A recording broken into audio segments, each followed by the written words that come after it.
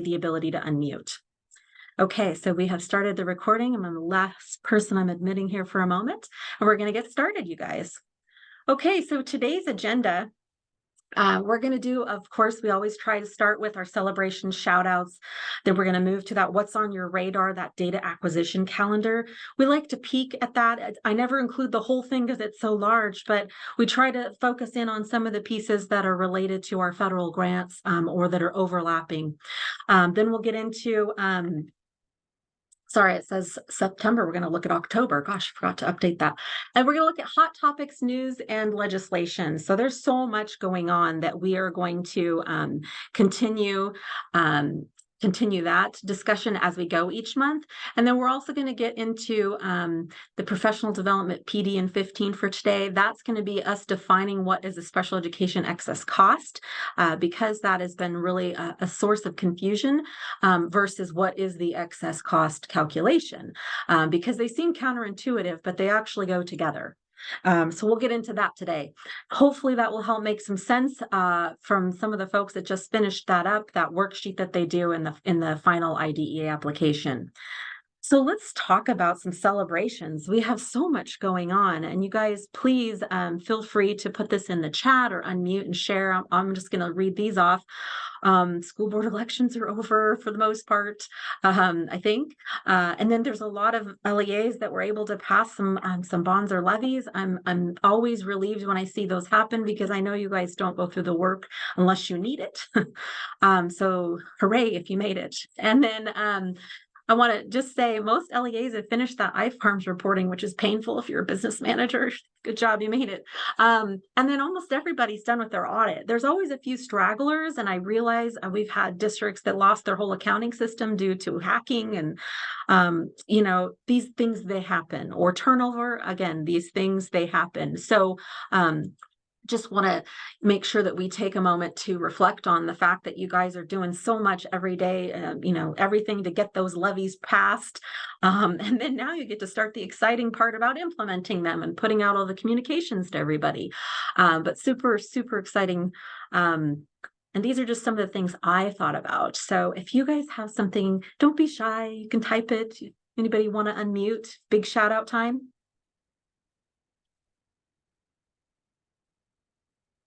Awkward silence. Well, I'm sure you all have your own, but I'm just admitting more folks here while I'm waiting for somebody to celebrate.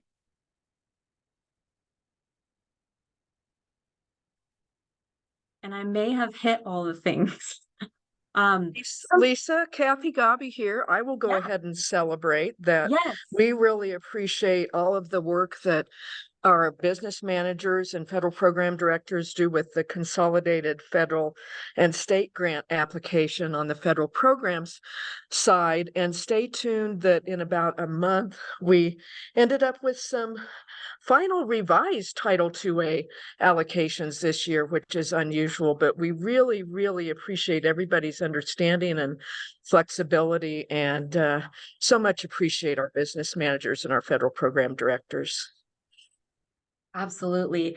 And Kathy, we appreciate that you guys are sending that message of appreciation, because I think sometimes we get bogged down, oh man, now I got to update that budget. Now I got to update this other budget. So as we take this time to reflect, we just want to make sure that we acknowledge all the work that you guys do. Every time we ask you to do one of these applications, they're kind of cumbersome. And as I have my third bullet here to celebrate the fact that most LEAs have finished that application, I know it is not an easy lift. It's a pain for most folks because you're running ragged and all over the place right now. But we don't require you to do that because we feel like it. We do it because it's a requirement. And so one of the pieces that we're training on today is really to help you guys understand why on earth do we get this, why we get this going.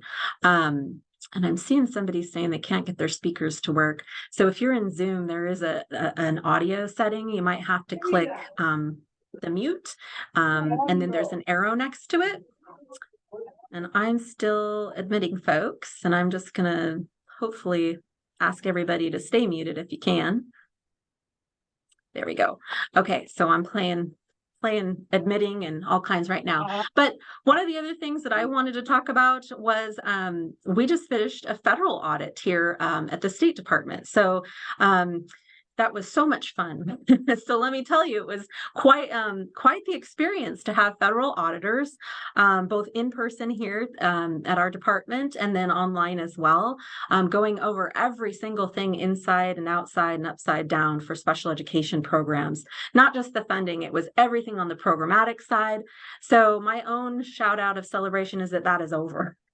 But anyway, I don't want to spend too long. I just want to make sure that you guys know we appreciate all the work that you guys put in to be able to qualify for funding, like Kathy mentioned, that CFSGA, the IDEA application, and so on.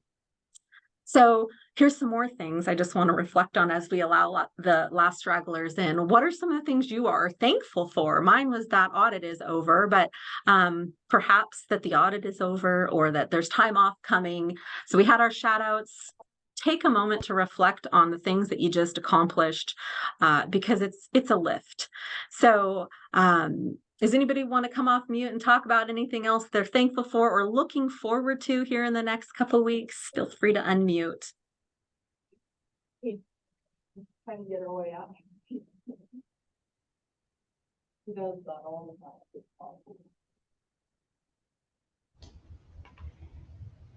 Yeah, this is Linnell at District 91. I am looking forward to a week off. I'll probably be doing some work, but nobody else will be. So I'm going to get a chance to get caught up on some things. So I'm grateful for that. Well, fantastic. Hey, thank you, Linnell. I know it feels like you guys are probably drowning half the time. Anybody else? Hey, I just like this picture. All right, so let's talk about what's on our radar. This is when we focus on that data acquisition calendar. And this is, again, not everything. Oh, there's somebody not muted. If everybody can check their mute. I might have to mute.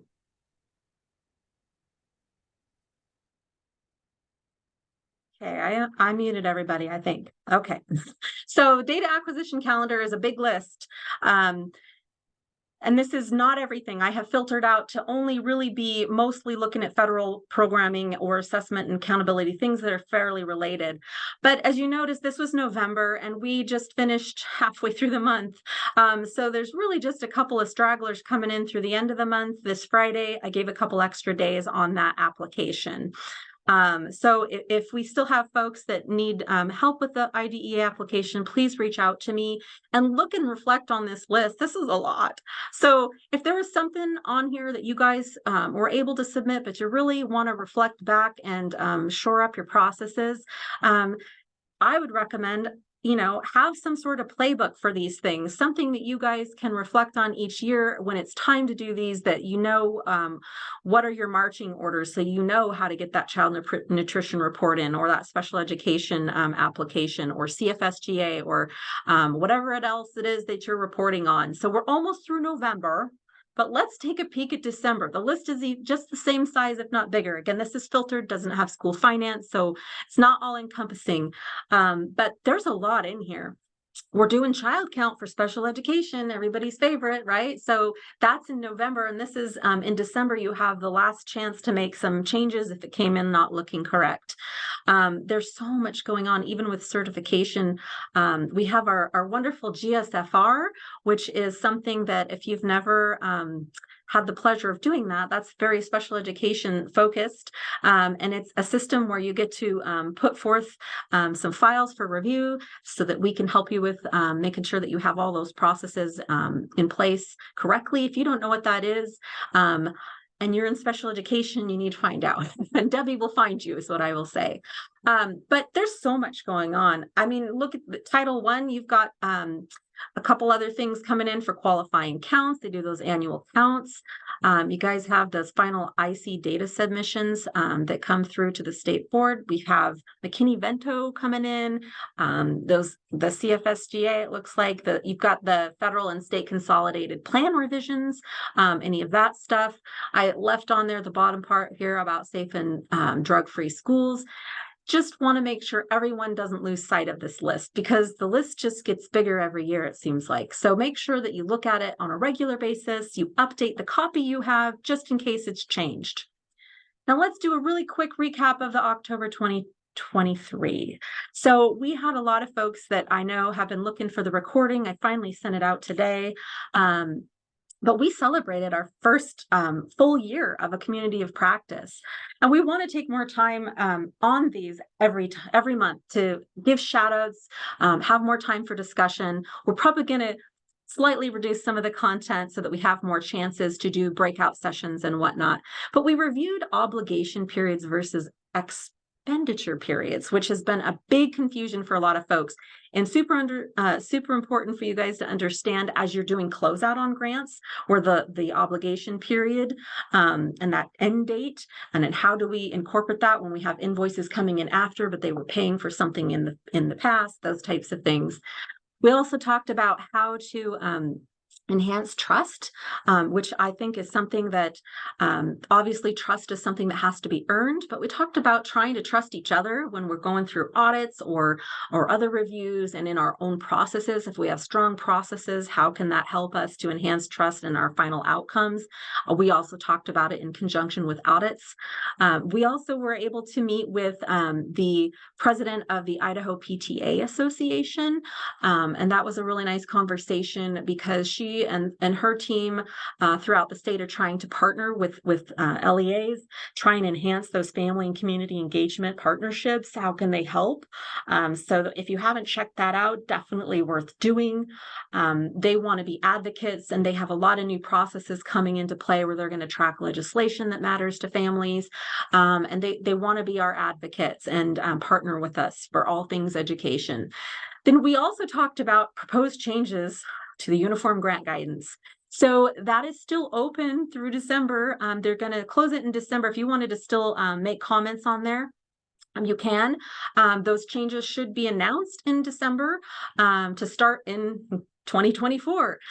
So that, boy, there's a long laundry list of that. We're going to talk about a couple of the highlights again, just so we don't lose sight of it. And then we talked about intro to grants.gov in case people didn't know about it. And I had a lot of people say, I didn't know that existed. And there's a lot of LEA type of grants that you can apply for. So worth looking at. Okay, I keep admitting people here, so lost my mouse. Sorry about that. Okay, guys, next up, we're going to talk about, again, I just want to highlight the top couple of things that came through that we're looking at that will matter to us as LEAs in that Uniform Grant Guidance proposed changes. And one of the big ones was the audit threshold for single audits. So some folks that didn't in the past qualify for a single audit did with all of the pandemic funding, but that aside, they want to raise it up to $1 million. So if we raise the threshold, what does that mean? It means there's less programs being looked at by your CPA auditor for a deeper dive, which to the state means that some of our LEAs are then possibly a higher risk, because there's less of you guys out there that are getting an audit from an auditor. So it may change how we look at monitoring here. Again, that's not set in stone. We've had a lot of states that have been kind of talking about how that might be difficult for them. So that's something to keep in mind, though. So maybe that means good news for you. You wouldn't have to have one. And then second bullet here, they talked about changing the amount that a subaward can bill for the modified total direct cost base. So right now, when you have those subawards, you can only take indirect off 25,000. Now you could do it off of 50. They are proposing to change de minimis. I'm not sure that you guys do that, except maybe on private grants that you might have, because here you have to have your own state certification. The equipment threshold is big, though. That's interesting. And I always think about that in terms of indirect and things like that, too, for what you can charge indirect to and what qualifies as equipment. So if the threshold's higher, then more things become consumable, so to speak. And those are subject to indirects if you have that. And then removing that simplified acquisition threshold cap for some of the awards that are already in place. So these are some of the ones we cherry picked out that we talked about last month. So we'll keep you aware of all the final costs and changes that come through on Uniform Grant Guidance. Now, back to those grants closing out, because we talked about that obligation. So if you had grants that ended in September, we want you to make sure that you're closing those out. I know it's already almost the end of November. So think about those obligation periods. What does obligation mean versus the actual expenditure period? Some of these grants, like the last one on the list is Cultivating Readers, we actually don't release your new funds because they're on a federal fiscal year until you finalized your closeout for the grants that ended in September. So try your best to get those closed out. We had 2 different levels of restraint and seclusion professional development funding that we put out. The first one ended in September. That one, again, if you guys can make sure you get those final invoices in, we haven't seen a lot of drawdowns. SR2, SRSA, same thing. Make sure that you think about that obligation versus the expenditure period. If you have questions, please reach out. So let's talk about news and things going on out there in the world of education. This is the look I had on my face last night. So I put this picture in here for us all to reflect. Here we are trying to be super for our schools and our programs. And there's a lot of things that just happened. So members of the House, and this is the House of Representatives federal level, they submitted some amendments for bills last week, and amendments were scheduled for this week for the House floor. So why does that matter? Well, because there was they just passed a stopgap measure last night, so we don't shut down the government. However, they're really busy putting through different items for reconsideration. The biggest one that we wanted to reflect on that we keep hearing in education world is this Resolution 5894, where they're proposing possibly to make some slashes to Title I. And I've just got a few things listed here. Nothing is set in stone. The more important piece is the bottom bullet point here is that they passed the funding bill. It was a 2-tier, the stopgap measure to avert the shutdown. But education wasn't in that first tier of things that they addressed to keep the funding flowing. So no, they're not stopping funding, but they haven't finalized what they're going to approve. So those appropriations for the education budget, basically. So last early spring, January, February, the Biden administration put out their budget. Then we know how that works, and you go through lots of different committees. Everybody tries to come up with what they want for their own version. And the Republican-backed bill is just a little bit different. And again, they're duking it out. They're looking at all the different ways that this will affect people or affect schools. We've got different associations that have tried to address how that would possibly hurt. And I think you guys would all agree that if we slash title funding by 80%, that would not be a good thing. So we'll see how that all ends up. But we will keep you in the know as we see those things come through. The other one is that the final Title IX rules were delayed again. So the Education Department, Federal Education Department missed that deadline. There's still a lot going on. And some of that is related to some of the budgets and the bills that are tied together, that this group's want you to do this in order to get that. So we'll see how that all comes together, which is hence the face on this guy. It's like, can we just put this together? Because we all know that you guys are probably interested in having some insights into how much funding you're going to get next year. And as soon as we get that, we will let you know. So we'll keep you updated each time. Then we also have the local education news. I just have links in here to keep you guys all in the know about what's going on with the state funding formula modernization. Some of the business managers, may be on that panel or be providing information that is helpful to those efforts. And I can't stress enough how wonderful it's been to see the attention coming to that, to be able to say, hey, we haven't taken a look at the way that this funding formula is structured in so many years. And why is that important? So we want you to know that all various entities within our department, for instance, are feeding information to that committee to say, hey, have you looked at this? Now is the time. For instance, special education, we gave a lot of data out there to show the formula. It only assumes that 6% of populations are in schools are special education students, and that's nowhere near accurate. So we provide that information, and we provide, here's how much the districts are spending. That's all those iFarms reports to show how did you actually spend your money and what was it on. So we provide that data to them so that they can say, oh, wow, it looks like for the most part, it's hitting this bucket of money. Maybe we can change discretionary or the way we look at this. So super important work. We're super glad that's happening. And then we also have a resolution on the funding formula to go from about the open enrollment. That was last year's Senate Bill 1125. So you guys probably remember because you're now trying to implement it and it's been a little messy. So we're trying to hopefully see some better guidance come out there so that you guys can have some clarity and some support because there are certain conditions where you might need to be able to say, hey, not that we're full, but here's some parameters so that we have guidance to know what order of things to do. So we'll see that hopefully come through legislation this time. We might see school vouchers come back or those education savings accounts. They might make another appearance. It didn't go through last year, but you never know. So we'll keep an eye on those as the legislative session comes through. And then something big and exciting that happened, I'm sure you saw in the news that has been put out about career technical ed programs and a really big 19 million investment in this grant to help that effort. So those are just some of the local things happening. We're keeping an eye on. We'll keep talking about it through the legislative session. Grant news, again, that one I just mentioned through ICRS. Indicator 14 special education post-school outcomes grants. If you've seen a weird grant like that before, those are for participating in those post-school outcome surveys that you guys can earn some grant dollars. I had a couple people reach out and say, we did it, so when do we see the funding? I'm thinking you'll probably see the funding in about a week or so. Probably after the holiday. Now, IDEA Part B grants, as soon as you see those applications get approved, you should get a grant award. So that's when you'll see it in the GRA.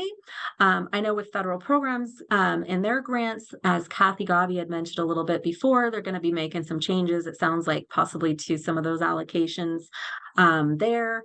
Cultivating readers grants, we talked about. The new award should come out as soon as you guys finish up reporting for that prior period that ended in September. And then the House Bill 281, which was those professional development dollars to address restraint and seclusion policy that needed to be put in place. Even if you guys didn't get a grant award, don't lose sight of the legislation that came out that's asking you guys to address that, have a policy in place, and get some folks trained in your district that can provide annual training to all staff so that you guys make sure that you know what is appropriate. And really the professional development component of that is to help you guys address how to prevent that. It's more of a preventative measure. How do we make sure that we address this through multi-tiered systems of support, PBIS programs, those positive behavior interventions? So what can we do to make this a better experience? And again, it's not just specific to special ed, that's LEA wide to make sure everybody is aware of what to do and what not to do. So with that, we're going to jump right into excess costs. And this is, again, me being selfish saying everybody was in my application and I've had a lot of questions. So much turnover has happened either with business managers or special ed directors. And we all kind of just need to understand what it means. So special education funding, the federal funding piece, has specific components tied to what's defined as an excess cost. And this comes to us through the Appendix A to Part 300, which is special education. And they define what's called an excess cost as something that would not have been incurred if you didn't have a special education program. And the reason why they try and define it this way is they're saying special education students are gen ed students first. But the Individuals with Disabilities Education Act, that funding, those federal grants that you guys get, they're exclusively just for the special education portion. So really, except as otherwise, they're saying that the Part B funds that we give you that are from the federal grants, they can only be used to pay the excess cost of providing that special education component after we consider them being a gen ed student first. And I know that can get confusing. We're going to talk through a little bit. Let's talk about the authority behind that.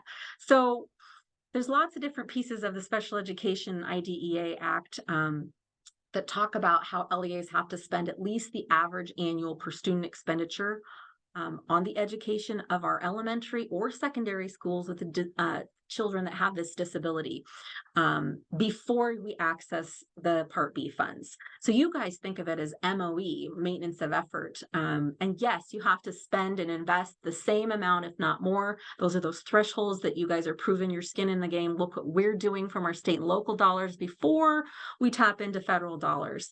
But there's this other component of the Act under 316 that requires you guys to compute the minimum average amount separately for children with disabilities that are through your elementary and your secondary schools. And that's the excess cost calculation that we do.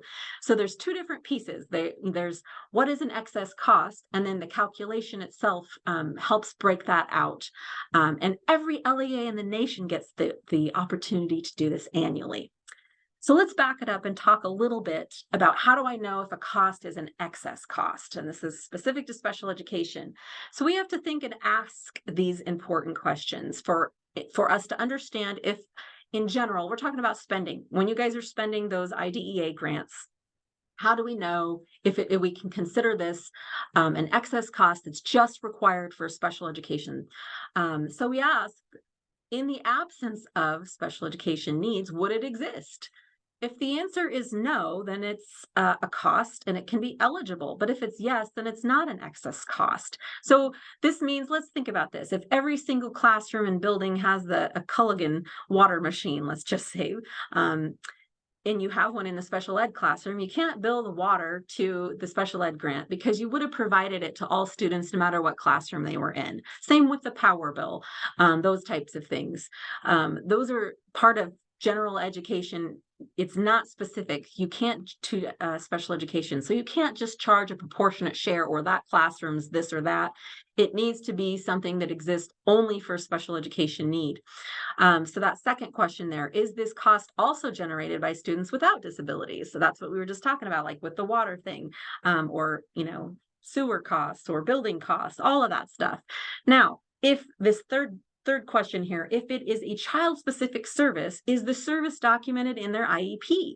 That is another piece. If it's yes, and it's tied to the IEP, that's a pretty good indicator that it's something specialized and is likely going to be something that's covered. So when you ask these specific questions with the yes and the no's, it can help you understand if it's an excess cost.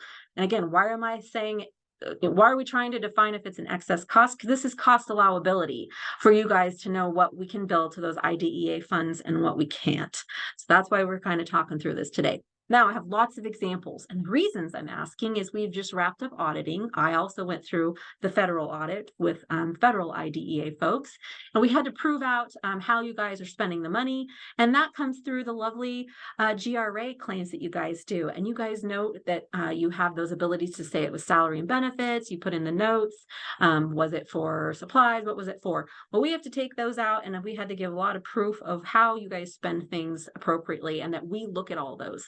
So our first question, what about nursing services? Because we've seen through auditing that some districts think they can charge all of their nurses. I've got somebody. Oh, is my phone connected? Okay, sorry about that. Okay, so we've seen that some districts will try to bill all the nurses. You can't bill all the nurses unless, let's look at this bullet, it might be allowed for IDEA grants or maintenance of effort costs, but it has to be IEP driven.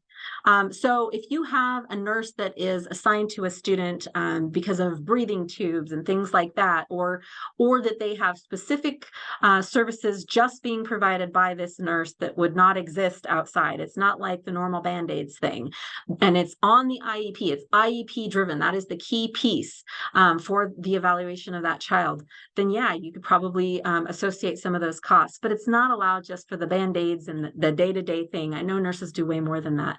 But it's not for the day-to-day thing. And there's differences between what might be covered under 504s versus the IEP-driven piece of special education. So again, IEP, that's how you would know on the nurses' services. Okay, so now I have another question for you guys. I have quite a few. Special ed secretary. Most people would think, yeah, why not? It's a special ed secretary. But let's be careful. It might be allowed under IDEA and MOE, but only for the time that was supporting special education. Okay, so if on every lunch period that person has to go be the outside attendee on recess, that those times are not going to be allowable to be billed under IDEA, because you're serving all students in a gen ed capacity, because all students out there on the playground. So think about that. If you have some staff that are doing lots of other duties as assigned, and it really has parsed away from being just special education, try and make sure that you do something that's more indicative of tracking the time.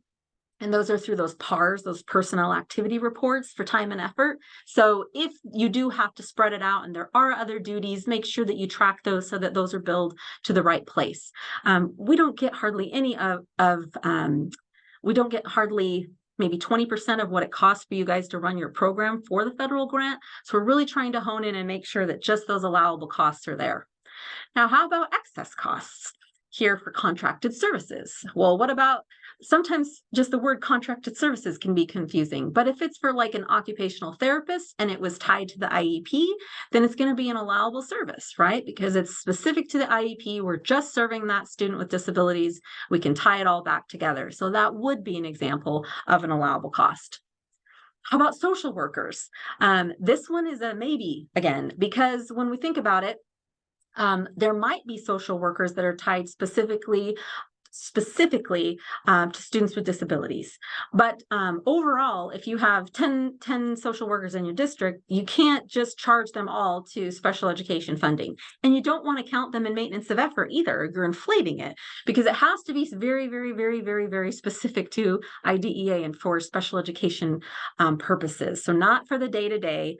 And I will say that there has been confusion over that, and some of that came from some of our old the iFarms manual didn't have it defined as well, and we've tried to put that out in our CPA memos and other things so that we provide more clarity there. But if you're listening today and you're like, whew, we charge all of our social workers to IDEA, take a look back. We want to make sure that you know who's being charged. Maybe at one point the folks that you had were just specific to IDEA, but please take a look back at that and make sure that that's still the case.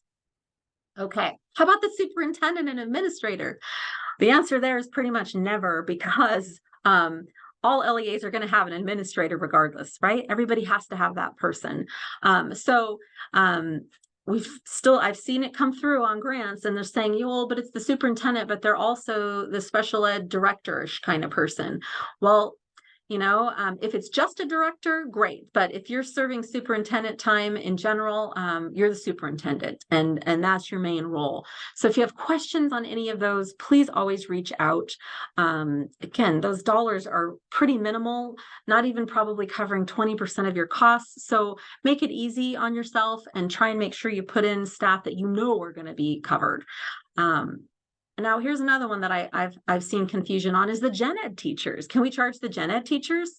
Well, the special ed student is in the gen ed classroom, so there's 2 sped students out of 30, so we're going to charge a proportional share of the gen ed teacher to special education students. Nope. Not allowed. And honestly, I've seen that in a lot of audit findings over the past couple of years. So it's just a misunderstanding. I don't think anybody's trying to do this in a bad way. Just want to make sure you guys understand that you don't charge a proportionate share of that student that's attending that gen ed classroom, because remember, they're a gen ed student first. So that's what we want to have as that biggest takeaway here. Not allowed. You don't want to count it in IDEA federal money or in MOE. Okay, what about our bus driver? Well, actually, this might be allowed but it's only, there's lots of conditions here, only for the time that they're transporting those students with disabilities that require that assistance. So if there's, if there's a kiddo that's on a specialized bus because it has a lift, it's probably those expenses are still probably going to live in the transportation fund, but you're going to want to count those towards maintenance of effort.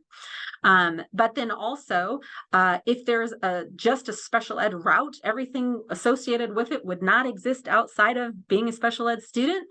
the whole thing can be counted, right? So might be a portion. So reach out if you have pieces of that don't make sense that you guys can ask us.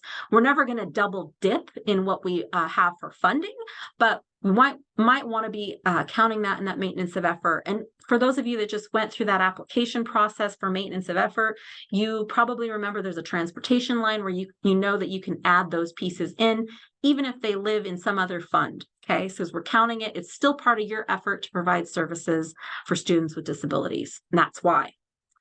Okay, last piece from is it allowable is let's talk about reasonable and necessary. Please don't lose sight of this. So again, ask that is it reasonable? Would it exist without? Is the threshold we're paying for this service or whatever, is it reasonable? Is it necessary? It shouldn't be 10 times the amount of something. So never lose sight of the reasonable and necessary clause, super important. And I have the references there. But now let's talk about our favorite sheet ever. Why do we do an excess cost calculation? That's the big, ugly, last big worksheet that you guys all just went through on the IDEA application. And this is a requirement. So I'm not making you go through this for fun, but all local education agencies have to follow these requirements when you accept federal funds. Part of the red tape, it stinks, we got to do it. We're just going to get through it. So let's break it down. What do we need to do? We have to show, because the IDEA requires that we do, that we're only paying the excess costs for these students with federal funds. And to do that, we do the excess cost worksheet. So we're proving out that there's a lot of other foundational money being spent, whether it's state and local or other federal funds that are also benefiting these students with disabilities. And we put that out there on this worksheet to say, here's our proof that all these other dollars are being invested when we consider these students a gen ed student first. And then we show the line items that are specific to maintenance of effort and the ones that came through for your federal grants for IDEA. But the purpose really is to prevent LEAs from only using Part B funds to pay for all the costs for special ed. So we do this to show, no, they're benefiting from all these other funding streams as well. That's the whole premise. So now that we've made sense of why we do it, let's get into it. Here's the actual 34 CFR 316 is the calculation. So I've had people say, why are we putting in the Title I and Title III and why are we putting these components in and subtracting them out? It seems kind of weird. First you ask for all my federal funds, then you have me subtract these pieces. Well, here's why. It's in code. So we built it into the worksheet for you. I know it's cumbersome to fill out, but again, you have the opportunity to go through and find them in your financial statements or your system to become familiar with the whole worksheet, meaning how much do we still invest on a district or charter level that still is going to benefit these students. So all these pieces are built into the worksheet. That's what you guys need to know. Okay, so how does it look? Does this look familiar? You just probably filled this out. So you guys are reporting that excess cost calculation annually inside the application. Some states send out a big Excel worksheet. We like to just keep it all together. Let's just get it all done in one shebang. So when we have you guys come in and do this worksheet, it feels kind of invasive to some and overkill for others. But when you go through, what you're basically doing is you're compartmentalizing elementary versus secondary costs, total state and local funds that your LEA is spending, total federal funds that you guys have spent in that prior year. You're whittling it down. You're subtracting out IDEA and ARPA IDEA, you're subtracting out Title I-A and Title III-A, because again, those can be spent on those students with disabilities. So they say, just whittle it out. They allow you to subtract out capital outlay and debt services. Then they ask you to put in your enrollment. So the reason that they do this is that they're getting an average enrollment so that they can apply that against elementary and secondary costs, if you will. And then we ask you to put in the child count split out by age group. The reasoning behind that is that we can say general, here's the enrollment for all population, but down below we're segregating out just the special education population to come up with what we call this average total minimum that is spent from your LEA on elementary and secondary students with disabilities prior to accessing anything that came through under IDEA. What a worksheet, what a pain. Okay, I get it, but it's important. So, and we have to do it. The questions I get mostly are, well, how do I fill this sucker in? Where do I get this data? So I have a link and a resource. It's on our page under the the training component of my Fiscal page, and there's how to complete the final application. That's the best place that I would say to look, and I've got the pages linked here for you. I put in here in the upper section where it asks, you know, please tell me all the expenditures from state and local funds for the whole enchilada, the whole LEA, and then tell me how much was from federal. There's a page in your financial statements, usually called Statement of Revenue, Expenditures, Changes in Fund Balances. There's some sheets like that, financial pages that will list some of that. But you also might just be able to do that within your own accounting system, depending on what types of reports or filtering that you guys can do, so that you can tell, maybe you grab certain funds, things like that. But everybody's accounting system is a little different. So you can also reflect in the audit pages, which is why I always say, hey, did you complete the audit? That's somewhere that you guys can look. And I know sometimes it seems daunting, but you'll get to know your financial statement. So yay, what an opportunity. In the middle of the page here, I have when we're asking about IDEA and title. A good place to look is the CFA. That's the schedule of expenditures of federal awards. It's usually towards the back of an audit, or those financial statements that come through from your auditors. And that will list out, and we'll show a picture of that in a minute to help fill in that title portion, because I'm sure you guys will be familiar with your IDEA expenses. The CFA will give you some of the others. And or an accounting report. So if you have access to that, that might just still be the best way for you. And then you're going to have to use a calculation of a percentage between secondary or elementary and secondary to split out most of these costs. So we want you to break it down by elementary and secondary, but we realize you don't spend to that level all the time within the accounting expenditures. So we just want you to take that general population and say 60% of my students' total enrollment is elementary and 40% is secondary. I'll apply a percentage to the costs to fill this sheet out. You can't do that with the actual child count or enrollment. That needs to stay where it actually was. But for the rest of these calculations, take that percentage and apply it to the totals that you run out of the accounting system. Okay, now again, back to where do I find the data? The best place is your accounting system or the audited financials. And I mentioned the CFA, that's the schedule of expenditures of federal awards. Here's a picture of somebody's from a couple of years ago. They list out, it's called the assistance listing, and it used to be called the CFDA number. And what that is the code that is identifying what type of funding source it is. So everybody has this in their audits. If you have So if you've never seen this page, you can ask the business manager, they should know. But take a look at that. That's going to also give you totals because it's by cluster. So in this case, you're seeing the Department of Ag, you're going to see some Treasury dollars, you're going to see special education clusters here, you'll see Title I grants here, and these are those expenditure components that you needed to fill that other page out. So hopefully this will get you there. There's again some other links that'll be in this PowerPoint for trainings about there's a whole training that I've done, like 40 slides in the past, just about allowable cost. I cherry picked a little bit from that today on this communities of practice to help you guys get a sense of what would be allowable. But then I also have links to the appendix on excess costs in case you guys are interested. And I just talked for a long time at everybody, and I wanted to open it up for questions. I'm going to go back to the chat and see if there's more. I've been admitting people the whole time. I had somebody ask a question of where do we find all the recordings? All the recordings are in currently, if you look up the Department of Education, and then you go to special education, and then you go to the fiscal component, then you're going to look for a training tab, and then they're all there. I send links out when I do the recaps. We're trying to find a better way, place for this to live, to be, so where it can live. And thank you, Michelle just posted a link to it. So when you get to the funding, look for the training tab, and there's a whole section that'll pop open. We've got the full PDFs. the full recordings. We have little mini components of those pieces that are there for you guys. If you're like, oh, that one time they talked about excess cost, where is that training? You don't want to have to look in the whole PDF. We'll try and split those little pieces out. And guys, we've done a lot. If you go look in there, there's a lot. We've talked about different elements of budgeting and so many different pieces there. And so we're going to try to put those together in a nice catalog with an index for you guys to look up. That is coming.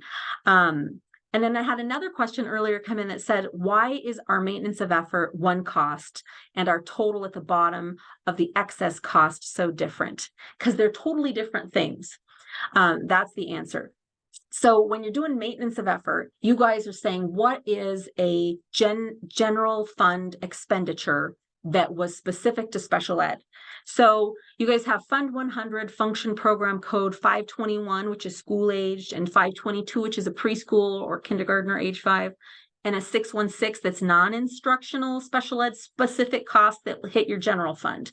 So that's all maintenance of effort is. Doesn't have to do with any of the funding, doesn't have to do with any of the other title or anything else that might also be kicked in. It's only what you spend out of general funds, state and local funds, specifically on special education. When you do that excess cost, remember, you're taking everything district or charter wide, everything under the sun, everything. You whittle out what you just said you did in the special education only, and it's leaving you everything else that benefits those students with disabilities. So that's why it's so much higher. And it's not the same as the other thresholds that you guys are worried about. It's not as deeply audited. It's an action that we put together that we do report on. If it looks like you didn't split it out or it's way too low, I will take a look at those things and I may come back to you. But that's the difference. And then another question that says, so we have to spend more than our MOE before we can draw IDEA. No. So this is another thing, maintenance of effort, general fund expenditures. We know they exist on special education because we know we only give you about 20% on these federal grants. So you're going to be simultaneously spending. When you guys do budgeting, you will say, okay, here's how much we get in our federal IDEA grants. Let's put X amount of people in there to pay their salaries and benefits, for instance. And the rest of everything else hits the general fund or possibly is reimbursed in the Medicaid account. But you guys are spending simultaneously. But the wonderfulness of maintenance of effort is you're monitoring year round and you guys are saying, okay, here's the threshold that we have to meet. We're going to meet or exceed what we've done in years past unless we have a qualifying event as an exception that can lower it. So when you guys are tracking that throughout the year, most of your costs are in maintenance of effort because, again, we just don't get enough of federal funding. So you can still draw IDEA through the IDEA funds out of the GRA throughout the year, but you're also simultaneously making sure that you're going to hit that maintenance of effort. I always tell people to slow down towards the end of the year when you're doing your final quarter drawdowns, because if you're still waiting for everything to hit and you know that there's still contracts to be paid for, you're looking at encumbrance costs that are hitting general fund and you're saying, okay, I think we're going to meet it. Now, where are we at? Some people hold off in that final quarter also because they're waiting for the final Medicaid revenue if they're billing Medicaid. They've got to zero out Medicaid. So you're simultaneously spending, which feels weird, and drawing down of funds, but then you're at year end going to make sure you met the level of effort and then finalize your final draws, probably in the summer as you're finalizing accruals. So I hope that answers that question. It's really confusing. And we do annual trainings on maintenance of effort because it's a bear. And if you've never had to deal with it, again, the easiest definition is that we don't get enough in our IDEA federal grants for students with disabilities costs. So the rest of it goes to our general fund. And that's that component of the state funding formula modernization that we're trying to possibly get different weights or better representation of the populations you guys are serving. Turns out on the state average, we're almost at 12% of the population qualifying for services under IEPs, so students with disabilities. And the old funding for current funding formula is way less than that, 6, I think, and 5.5% for the elementary and secondary. And so we're trying to make the case. Ryan Cantrell and others are also making the case, and really they're looking on that team to really analyze that and say, we probably need to do a different distribution of some sort to recognize these populations differently. So yeah, so that's something else going on that will also hopefully help support the general fund that you guys are forced to move all those other expenses to, because IDEA just does not fund it completely. Okay, we still have 8 minutes left, guys. Do we have more questions in the chat? Anybody want to unmute?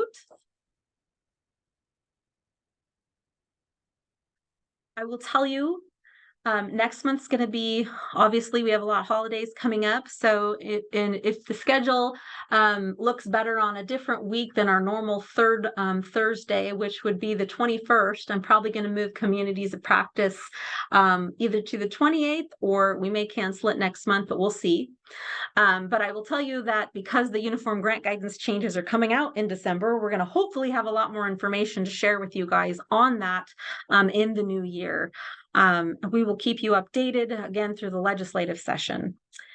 Should student services not be reimbursed by Medicaid? Student services. So Medicaid is one of those things, our state plan, we should do a whole nother training on just Medicaid. And we will. Medicaid services it's a cost reimbursement on a fee schedule. So there's a lot of things to even qualify to be able to bill for Medicaid. Number one, when you guys do bill for it, what we ask is in the account that's set aside for Medicaid, that you guys are trying to put the folks that are producing those services, like your OTs, PTs, SLPs, who are you using to bill the services for? Well, it's our SLP costs. Put those types of services in the Medicaid fund to be reimbursed or to get back to zero. So you don't want to put non-special education things in there, because that's the only thing you're billing for. So student services, I'm not sure exactly what your definition might be. But the answer really is, was it something that you were able to bill Medicaid for? If it wasn't, you probably shouldn't have that in the Medicaid fund. And really, overview of Medicaid is, what is it doing? You're billing them for some of the services that you have to pay to provide services to these students with disabilities, right? So it's just another bucket of funding that says, hey, Medicaid will pay for this, so let's have them pay for this, and then less hits our general fund. So think about it that way. But you want to make sure you have the appropriate types of positions and costs in the Medicaid Fund 260 to absorb the revenue that you get back. It's never a one-to-one. In fact, we were on a Medicaid legislative committee the other day, and some of the things that the senators asked was, how do you guys dictate what you pay people? And I said, well, each LEA is going to pay what they got to pay. It has nothing to do with that. Medicaid decides what little flat amount that they're going to pay on a fee schedule. It doesn't matter what our costs are. They're only going to reimburse at this other rate. So it was nice to be able to help them understand that and show that you guys are not making money on Medicaid. You're trying to offset these other costs first by having that available. I have another person asking questions. Kelsey or Kendall, thank you for that. We'll try and address that question. She was saying that, speaking of billing, is anybody having a hard time receiving reimbursements from Department of Health and Welfare? And that they were mentioning it might be Goal Solutions, which might be, I think, your billing vendor. So if you guys are spinning your wheels going back and forth, let us reach out and see what we can find, Kendall. Yeah, I'm just going to jot you down real quick. Does anybody else have that issue? If you do, chime in. I'd like to know. Okay. These are great questions, you guys. Does anybody want to unmute and talk about this? Still have a couple minutes. Similar issues from Austin. Thank you, Penny. Okay, yeah. Somebody's saying that they heard that it was Department of Health and Welfare has new software. So it could be. I mean, Gainwell is the intermediary there, so I'm not sure it's tied to that. I can't really speak to that, which new software it might be, but you guys, let's have us reach out and maybe we can send out a communication to help with that. We realize it's frustrating because you guys always have to draw the line in the sand and close out a prior year. And then if all the revenue hits in the new year, you got to throw more expense at it. And then you might have trouble meeting your level of effort, right? Your maintenance of effort. So just know too, that IDEA is different from title and some of the other funds. We can allow a huge percentage of carryover. We don't like to do it year after year, but if you guys need to hold back on IDEA so that you can meet maintenance of effort, you can apply for large carryovers every year annually that we can approve. Yeah, so Kelsey Williams got the thing about last year and about their new software. So yeah, we'll still follow up, but I'm glad to see it's not just one person. It seems like it's something else. So maybe we can see if we can address that. And you guys, thank you for attending today. I'm going to move the slides forward here just a minute. You can always contact us, and I have links in here that will take you to our contact pages. But thank you, and I always say you guys are super because you are. I really hope that it's helpful when we talk through these pieces, just to help you guys understand why are we asking for these weird things, you know, because they're sometimes a pain. Joel, I'm glad to see that it was helpful for you today. Yeah, and let's try and do some video clips. We segregate the mini components of the little pieces of the training in the PDF. But yeah, if we can put together that index for you guys to be able to click on and find the content, always something better we can do for you guys so that you're not spinning your wheels. All right. And guys, I'm so glad we didn't cancel today. This has been a really good communities of practice. I'm just always happy to be able to talk through these processes with you guys so it's meaningful. And if anybody also has any other questions before we end or after we end that maybe didn't come through, please email me or call me or any of the other federal programs team. And there's going to be months that it's special ed heavy, and there's going to be months that it's going to be title heavy. So we will do our best to address any of those questions though. Hey guys. Well, with that, I think we're going to end today. I want to thank you guys all again for your time. Stay super, and we will see you guys possibly in December on a different week. If not, we'll see you in the new year in 2024, and happy holidays. Bye-bye.